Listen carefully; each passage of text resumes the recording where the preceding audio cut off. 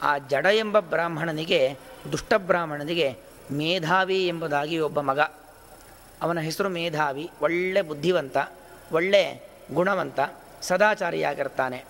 ಅವನು ಆಲೋಚನೆ ಮಾಡ್ತಾನೆ, ನನ್ನ ತಂದೆ ವ್ಯಾಪಾರಕ್ಕೆ ಹೋಗಿದ್ದಾರೆ, ಇಷ್ಟು ದಿವಸ ಆಯಿತು, ಇನ್ನೂ ಕೂಡ ಮನೆಗೆ ಬಂದಿಲ್ವಲ್ಲ ಅಂತ ಹೇಳಿ ಆಲೋಚನೆಯನ್ನು ಮಾಡ್ತಾನೆ. ಎಲ್ಲ ಕಡೆಯಲ್ಲೂ ಕೂಡ ವಿಚಾರ ಮಾಡಿ ನೋಡಿದಾಗ ಗೊತ್ತಾಗತ್ತೆ, ಅವನ ತಂದೆಯನ್ನು ಕಳ್ಳರು ಕೊಂದು ಬಿಟ್ಟಿದ್ದಾರೆ ಅಂತ. ಆ ತಂದೆಯನ್ನು ಕಳ್ಳರು ಕೊಂದಿದ್ದಾರೆ ಎಂಬ ವಿಚಾರ ಗೊತ್ತಾಗ್ತಾ ಇದ್ದ ಹಾಗೆ ತಂದೆಗೆ ಸದ್ಗತಿಯಾಗಬೇಕು, ತಂದೆ ದುಷ್ಟನೇ ಆಗಿರಬಹುದು, ಆದರೆ ನಾನಂತೂ ನನ್ನ ಕರ್ತವ್ಯವನ್ನು ಮಾಡಬೇಕು ಎಂಬ ಉದ್ದೇಶದಿಂದಾಗಿ ಆ ಮೇಧಾವಿ ಎಂಬತಕ್ಕಂಥ ಮಗ ತಂದೆಗೆ ಸದ್ಗತಿ ಪ್ರಾಪ್ತಿಗೋಸ್ಕರವಾಗಿ ಕಾಶಿಗೆ ಹೋಗಿ ಅವನ ಎಲ್ಲ ಕಾರ್ಯಗಳನ್ನು ಮಾಡೋಣ ಎಂಬುದಾಗಿ ಕಾಶಿ ಯಾತ್ರೆಯನ್ನು ಕೈಗೊಳ್ಳುತ್ತಾನೆ. ಹಿಂದೆಲ್ಲ ನಮ್ಮ ರೀತಿಯಲ್ಲಿ ಬಸ್ಸು, ಟ್ರೈನು, ಫ್ಲೈಟು ಮೊದಲಾದ ವ್ಯವಸ್ಥೆಗಳಲ್ಲ. ಅವರು ಕೇವಲ ಕಾಲ್ನಡಿಗೆಯ ಮೂಲಕವಾಗಿ ಸಂಚಾರವನ್ನು ಮಾಡ್ಕೊಂಡು ಹೋಗ್ತಕ್ಕಂಥ ಕ್ರಮ. ಆ ಮೇಧಾವಿ ಎಂಬತಕ್ಕಂಥ ವ್ಯಕ್ತಿಯು ಕೂಡ ಕಾಲ್ನಡಿಗೆಯ ಮೂಲಕವಾಗಿ ಕಾಶಿ ಯಾತ್ರೆಗೆ ಹೋಗ್ತಾನೆ. ವಿಶ್ರಾಂತ, ಬಹಳ ಆಯಾಸಗೊಂಡವನಾಗಿ ಒಂದು ಮರದ ಬಳಿ ಕೂತ್ಕೊಳ್ತಾನೆ. ಅವನು ಸಂಚಾರ ಮಾಡುವ ಸಂದರ್ಭದಲ್ಲಿ ನಮ್ಮ ರೀತಿಯಲ್ಲಿ ಹಾಡು ಹರಟೆ ಹೊಡೆಯೋದೋ ಅಥವಾ ಬೇರೆ ಯಾವುದೋ ಚಲನಚಿತ್ರಗಳ ಹಾಡನ್ನು ಕೇಳಿಸಿಕೊಳ್ಳುವುದೋ ಅಥವಾ ಬೇರೆ ವಿಚಾರಗಳ ಬಗ್ಗೆ ವಿಮರ್ಶೆ ಮಾಡುವುದೋ ಆ ರೀತಿಯಾಗಿ ಮಾಡದೇನೆ ನಿರಂತರವಾಗಿ ಭಗವದ್ಗೀತೆಯ ಪಾರಾಯಣವನ್ನು ಮಾಡಿಕೊಂಡು ಅವನು ಸಂಚಾರವನ್ನು ಮಾಡ್ತಾ ಇರ್ತಾನೆ. ಇವತ್ತು ಎಷ್ಟೋ ಜನ ಹಾಗಿದ್ದಾರೆ. ತಾವು ಪ್ರಯಾಣ ಮಾಡುವ ಸಂದರ್ಭದಲ್ಲಿ ಗೀತಾ ಪಾರಾಯಣವನ್ನು ಮಾಡತಕ್ಕಂಥ ವ್ಯಕ್ತಿಗಳು ಇವತ್ತು ಬಹಳಷ್ಟು ಮಂದಿ ಇದ್ದಾರೆ. ಆ ಶುದ್ಧ ಮನಸ್ಸಿನಿಂದಾಗಿ ಆ ಭಗವದ್ಗೀತೆಯನ್ನು ಪಾರಾಯಣ ಮಾಡಿಕೊಂಡು ಹೋಗಿ ಆಯಾಸಗೊಂಡವನಾಗಿ ಒಂದು ಮರದ ಬಳಿ ಕೂತ್ಕೊಳ್ತಾನೆ. ಆ ಮರದ ಬಳಿ ಕೂತ್ಕೊಳ್ತಾ ಇದ್ದ ಹಾಗೆ ಏನೋ ಒಂದು ಮರದಿಂದ ವಿಚಿತ್ರವಾದ ಭಯಾನಕವಾದ ಧ್ವನಿಯನ್ನು ಮಾಡಿಕೊಂಡು ಏನೋ ಒಂದು ಕೆಳಗೆ ಬಿದ್ದ ಹಾಗೆ ಅವನಿಗೆ ಭಾಸಮಾನವಾಗತ್ತೆ. ಆ ಮೇಧಾವಿಗೆ ಬಹಳ ಆಶ್ಚರ್ಯ, ಏನಿದು, ಏನೂ ಕಣ್ಣಿಗೆ ಕಾಣ್ತಾ ಇಲ್ಲ. ಇದ್ದಕ್ಕಿದ್ದಾಗೆ ಒಂದು ದೆವ್ವದ ಆಕಾರ ಕಾಣುತ್ತೆ. ಏನು ಅಂತಲ್ಲಿ ವಿಚಾರ ಮಾಡುವಾಗ ಆ ದೆವ್ವ ಇದ್ದಕ್ಕಿದ್ದಾಗೆ ಮಾಯವಾಗಿ ಹೋಗುತ್ತೆ. ದೆವ್ವ ಮಾಯವಾಗಿ ಉಜ್ವಲವಾದ ರೂಪದಿಂದಾಗಿ ಅವನ ತಂದೆ ಪ್ರಕಾಶಮಾನವಾಗಿ ಒಂದು ತೇಜೋ ರೂಪದಲ್ಲಿ ಕಾಣಿಸಿಕೊಳ್ತಾನೆ. ತಂದೆ ಹೇಳ್ತಾನೆ, ಮಗನೇ, ನೀನು ಕಾಶಿ ಯಾತ್ರೆ ಮಾಡಬೇಕು ಎಂಬುದಾಗಿ ಹೋಗ್ತಾ ಇದ್ದೀಯಾ, ಆದರೆ ಅದರ ಅಗತ್ಯ ಇಲ್ಲ. ಯಾಕೆ, ನೀನು ಕಾಶಿಗೆ ಹೊರಟಿದ್ದು ನನಗೆ ಸದ್ಗತಿ ಉಂಟಾಗಲಿ, ನನ್ನ ಕಾರ್ಯವನ್ನು ಮಾಡಲಿಕ್ಕೋಸ್ಕರ ಹೊರಟಿರತಕ್ಕಂಥದ್ದು. ಆದರೆ ಅದರ ಅಗತ್ಯ ಇಲ್ಲ. ನೀನು ಏನು ಈ 3ನೇ ಅಧ್ಯಾಯ ಭಗವದ್ಗೀತೆಯನ್ನು ಪಾರಾಯಣ ಮಾಡಿದ್ದೀಯಾ, ಅದರಿಂದಲೇ ನನಗೆ ಸದ್ಗತಿಯಾಗಿದೆ, ಇನ್ನು ನೀನು ವಾಪಸ್ ಹೋಗಬಹುದು ಎಂಬುದಾಗಿ ಹೇಳಿ ಕಳಿಸ್ತಾನೆ. ಅಂದರೆ ಇದರ ಅಭಿಪ್ರಾಯ, ನಾವು ಕೂಡ 3ನೇ ಅಧ್ಯಾಯ ಪಾರಾಯಣ ಮಾಡಿದ್ರೆ ಸಾಕು ಅಥವಾ ಆಚಾರ ಮೂಲಕವಾಗಿ ಪಾರಾಯಣ ಮಾಡಿಸಿದ್ರೆ ಸಾಕು, ನಮ್ಮ ಕುಟುಂಬದಲ್ಲಿ ಯಾರಾದರೂ ತೀರು ಹೋದರೆ ಅವರಿಗೆ ಔರ್ಧ್ವದೇಹಿಕ ಕ್ರಿಯೆಗಳನ್ನು ಮಾಡಬಾರದು ಅಂತ ಅರ್ಥ ಅಲ್ಲ. ಭಗವದ್ಗೀತೆಯ ಮಾಹಾತ್ಮ್ಯವನ್ನು ಹೇಳುವುದರಲ್ಲಿ ತಾತ್ಪರ್ಯ ಹೊರತಾಗಿ ಔರ್ಧ್ವದೇಹಿಕ ಕ್ರಿಯೆಗಳನ್ನು ಮಾಡಬೇಡಿ ಅನ್ನುವುದರಲ್ಲಿ ಈ ಪದ್ಮಪುರಾಣದ ಮಾತುಗಳಿಗೆ ತಾತ್ಪರ್ಯವಲ್ಲ. ಅಷ್ಟಲ್ಲದೇನೆ ಆ ಜಡ ಎಂಬತಕ್ಕಂಥ ಬ್ರಾಹ್ಮಣ ಏನಿದ್ದಾನೆ, ಅವನು, ನೀವು ಭಾಗವತದಲ್ಲಿ ಅಜಾಮಿಳನ ಕಥೆಯನ್ನೇ ಕೇಳಿರ್ತೀರ. ಬಹಳ ದುಷ್ಟನಾಗಿ ಅವನು ಬರೀ ಇಂದ್ರಿಯಗಳ ಲಾಲನೆ ಪಾಲನೆ ಪೋಷಣೆಯಲ್ಲೇ ಇದ್ದು 10 ಜನ ಮಕ್ಕಳನ್ನು ಪಡೆದು ಯಾವುದೇ ರೀತಿಯಲ್ಲೂ ಧರ್ಮಾಚರಣೆಯನ್ನು ಮಾಡದೆ ಕೊನೆಗೆ ಸಾಯುವ ಸಂದರ್ಭದಲ್ಲಿ ನಾರಾಯಣ ಅಂತ ಕರೀತಾನೆ ತನ್ನ ಮಗನ ಹೆಸರನ್ನು. ಅವನಿಗೆ ಮುಕ್ತಿ ಸಿಕ್ಕಿಬಿಡತ್ತೆ. ಹಾಗ ಅರ್ಥ ಅಲ್ಲಿ ನನ್ನ ಮಗನನ್ನು ಕರೆದಕ್ಕೆ ಮುಕ್ತಿ ಅಲ್ಲ, ಅವನು ಒಳ್ಳೆ ಜ್ಞಾನಿ. ಅವನ ಪ್ರಾರಬ್ಧ ಕರ್ಮವನ್ನು ಅನುಭವಿಸ್ಬೇಕಿತ್ತು. ಪ್ರಾರಬ್ಧ ಕರ್ಮವನ್ನು ಅನುಭವಿಸ್ಲಿಕ್ಕೋಸ್ಕರವಾಗಿ ಅಜಾಮಿಳನಾಗಿ ಹುಟ್ಟುತ್ತಾನೆ. ಸಾಯುವ ಸಂದರ್ಭದಲ್ಲಿ ಅವನ ಪ್ರಾರಬ್ಧ ಕರ್ಮಗಳೆಲ್ಲವೂ ಮುಗಿದಿತ್ತು. ಅಷ್ಟೊತ್ತಿಗೆ ಅವನಿಗೆ ಕರೆದದ್ದು ಮಗನನ್ನೇ. ಆದರೆ ಮಗನನ್ನು ಕರೆಯುವ ಮೂಲಕವಾಗಿ ಅವನಿಗೆ ಭಗವಂತನ ಸ್ಮರಣೆಯಾಯಿತು. ನಾರಾಯಣ ಅಂದರೆ ನಾರಾಹ ಅಯನಂ ಯಸ್ಯ ಸಹ. ಆ ಯಾರು ಪ್ರಳಯ ಕಾಲದಲ್ಲಿ ನೀರಿನ ಮೇಲೆ ಇಡೀ ಜಗತ್ತನ್ನು ತನ್ನ ಹೊಟ್ಟೆ ಒಳಗೆ ಇಟ್ಟುಕೊಂಡು ಪ್ರಳಯದ ಉದಕದಲ್ಲಿ ಮಲಗಿರ್ತಾನೋ ಅವನು ಭಗವಂತ, ಅವನೇ ನಾರಾಯಣ. ಸಕಲ ಗುಣ ಪರಿಪೂರ್ಣ, ಆನಂದಮಯ ಶರೀರ, ಜ್ಞಾನಾನಂದಮಯ ಶರೀರ ಎಂಬುದಾಗೆಲ್ಲ ನೆನಪಾಗಲಿಕ್ಕೆ ಶುರುವಾಗತ್ತೆ. ಅದರಿಂದ ಮುಕ್ತಿ ಹೊಂತಾನೆ. ಹಾಗೆ ಇಲ್ಲೂ ಕೂಡ ಈ ಜಡ ಎಂಬತಕ್ಕಂಥ ಬ್ರಾಹ್ಮಣ ಏನಿದ್ದಾನೆ, ಅವನ ಜೀವನಮಾನ ಪೂರ್ತಿ ಕೆಟ್ಟ ಕೆಲಸವನ್ನೇ ಮಾಡಿದ್ದಾನೆ. ಆದರೆ ಅದು ಅವನ ಪ್ರಾರಬ್ಧ ಕರ್ಮಗಳನ್ನು ಅನುಭವಿಸ್ಲಿಕ್ಕೋಸ್ಕರವಾಗಿ ಪಡೆದುಕೊಂಡಂಥ ಒಂದು ಶರೀರ. ಆ ಪ್ರಾರಬ್ಧ ಕರ್ಮಗಳನ್ನು ಅನುಭವಿಸಾಗಿತ್ತು, ಎಲ್ಲ ಮುಕ್ತಾಯವಾಗಿತ್ತು, ಸದ್ಗತಿ ಆಗಬೇಕಿತ್ತು. ಭಗವದ್ಗೀತೆಯ ಮಾತನ್ನು ಕೇಳುತ್ತಿದ್ದ ಹಾಗೆ ಅವನಿಗೆ ಸದ್ಗತಿ ಆಯಿತು.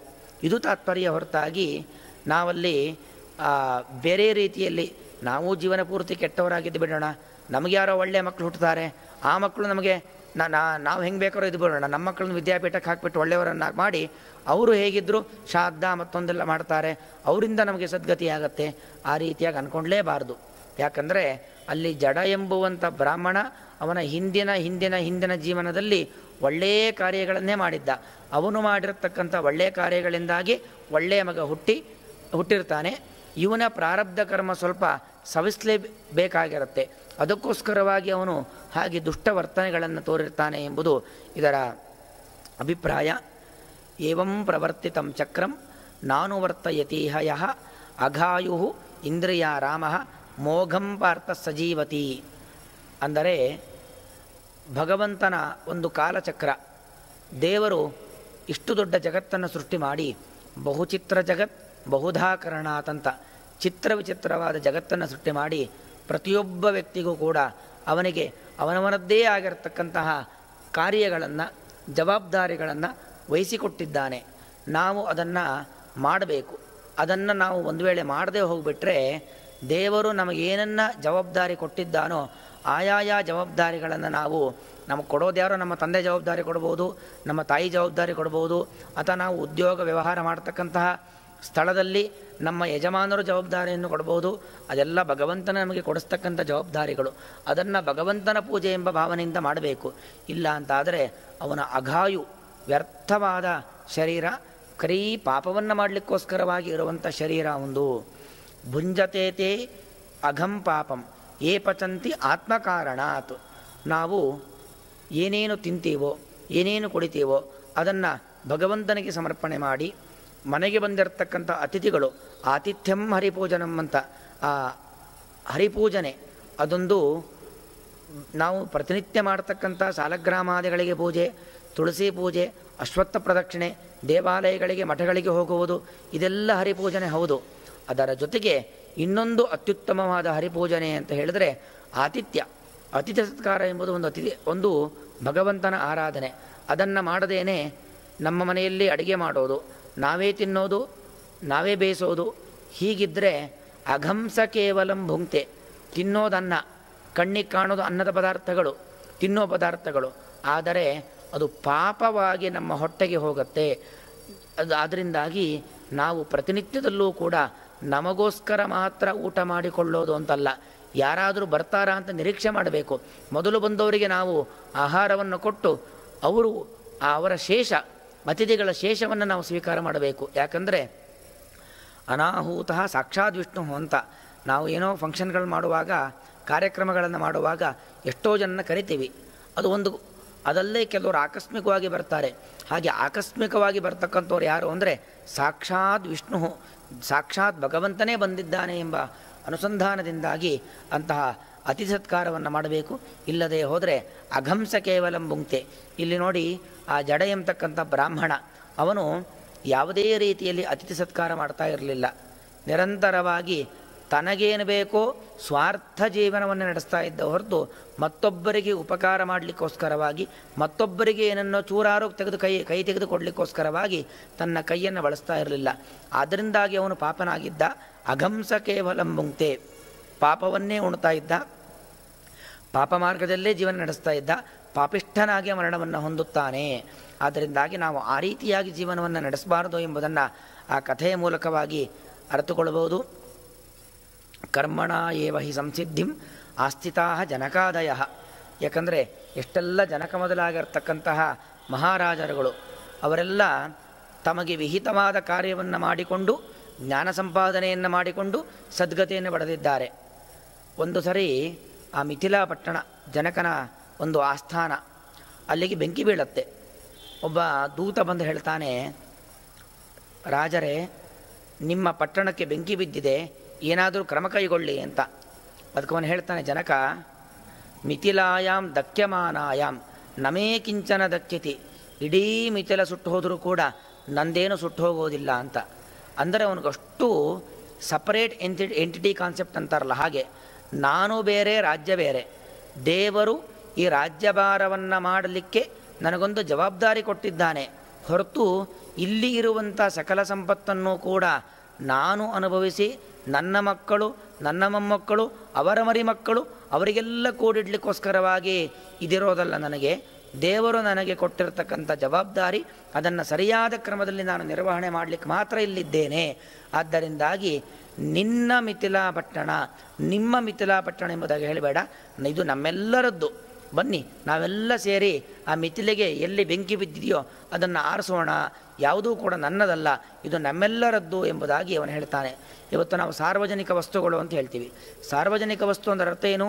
ಎಲ್ಲರಿಗೂ ಸೇರಿದ್ದು ಅಂತ ಅರ್ಥ, ಆದರೆ ಯಾರಿಗೂ ಸೇರಿದ್ದಲ್ಲ ಅಲ್ವಾ. ಸಾರ್ವಜನಿಕ ವಸ್ತುಗಳು ಅಂದರೆ ಅದು ಯಾರಿಗೂ ಸೇರಿರ್ತಕ್ಕಂಥ ಅಲ್ಲ, ಅದು ಸಮಾಜದ ಒಂದು ಸಂಪತ್ತು ಅಷ್ಟೇ. ಹಾಗೆ ಆಗಿನ ಕಾಲದ ರಾಜರುಗಳು ಅಂದರೆ ಆ ರೀತಿಯಾಗಿದ್ದರು. ಯಾವುದೂ ಕೂಡ ತನ್ನದ್ದಲ್ಲ, ಭಗವಂತ ನನಗೆ ಕೊಟ್ಟಿರತಕ್ಕಂಥ ಜವಾಬ್ದಾರಿ, ಅದನ್ನು ನಾನು ನಿರ್ವಹಣೆ ಮಾಡಬೇಕು. ನನಗೆ ಉತ್ತರಾಧಿಕಾರಿ ಸಿಗ್ತಾ ಇದ್ದ ಹಾಗೆ ಅವನಿಗೆ ಜವಾಬ್ದಾರಿಯನ್ನೆಲ್ಲ ಬಿಡಬೇಕು, ನಾನು ವಾನಪ್ರಸ್ಥಾಶ್ರಮಕ್ಕೆ ಹೋಗಬೇಕು ಎಂಬುದಾಗಿ ಈ ರೀತಿಯಲ್ಲಿ ಜೀವನವನ್ನು ನಡೆಸ್ತಕ್ಕಂಥ ರಾಜರುಗಳು ಪರಮ ವಿರಕ್ತಿಯಿಂದಾಗಿ ಜ್ಞಾನ ಭಕ್ತಿಗಳಿಂದಾಗಿ ಜೀವನ ನಡೆಸ್ತಾ ಇರತಕ್ಕಂಥ ರಾಜರುಗಳು. ಹಾಗೆ ನಾವಿರಬೇಕು. ಆದರೆ ಆ ಜಡ ಎಂಬತಕ್ಕಂಥ ಬ್ರಾಹ್ಮಣ ಹಾಗಿರೋದಿಲ್ಲ. ಆದ್ದರಿಂದಾಗಿ ಕೆಟ್ಟ ಮರಣ ಅವನಿಗೆ ಪ್ರಾಪ್ತವಾಗುತ್ತದೆ. ಅನರ್ಥ ಜ್ಞೋದಿತೋ ಮಂತ್ರೋ ನಿರರ್ಥಃ. ಎಷ್ಟೇ ನಾವೊಂದು ಉತ್ತಮ ಜಾತಿಯಲ್ಲಿ ಹುಟ್ಟಲಿ ಅಥವಾ ಅನುಷ್ಠಾನಾದಿಗಳನ್ನು ಮಾಡಲಿ, ಏನೇ ಮಾಡಲು ಅರ್ಥಾನುಸಂಧಾನಪೂರ್ವಕವಾಗಿ ಜ್ಞಾನಪೂರ್ವಕವಾಗಿ ಮಾಡಬೇಕು. ಇಲ್ಲ ಅಂದರೆ ಅದೆಲ್ಲವೂ ಕೂಡ ವ್ಯರ್ಥವಾಗುತ್ತದೆ ಅಂತ. ಹಾಗಾದರೆ ಒಂದು ಪ್ರಶ್ನೆ ಬರುತ್ತಿಲ್ಲಿ. ನಾವು ನಮ್ಮ 8 ವರ್ಷದ ಮಗುವಿಗೆ ಉಪನಯನ ಮಾಡುತ್ತೇವೆ. ಪುರೋಹಿತರು ಉಪನಯನ ದಿವಸ ಅನೇಕ ಕ್ರಿಯೆಗಳನ್ನು ಮಾಡಿಸ್ತಾರೆ, ಅನೇಕ ಮಂತ್ರಗಳನ್ನು ಹೇಳ್ಕೊಡ್ತಾರೆ. ಅವ್ರು ಹೇಳಿದ್ದನ್ನು ಮಗು ಹೇಳುತ್ತೆ. ಆಮೇಲೆ ತಂದೆನೋ ಅಕ್ಕಪಕ್ಕದ ಮನೆಯವರು ಯಾರೋ ಮಗುವಿಗೆ ಸಂಧ್ಯಾವಂದನೆ ಹೇಳ್ಕೊಡ್ತಾರೆ. ಏನೂ ಅರ್ಥ ಗೊತ್ತಿರೋದಿಲ್ಲ, ಆ ಮಗು ಮಾಡುತ್ತೆ. ಅರ್ಥ ಗೊತ್ತಿಲ್ಲದೆ ಮಾಡುತ್ತೆ. ಅದು ವ್ಯರ್ಥನಾ?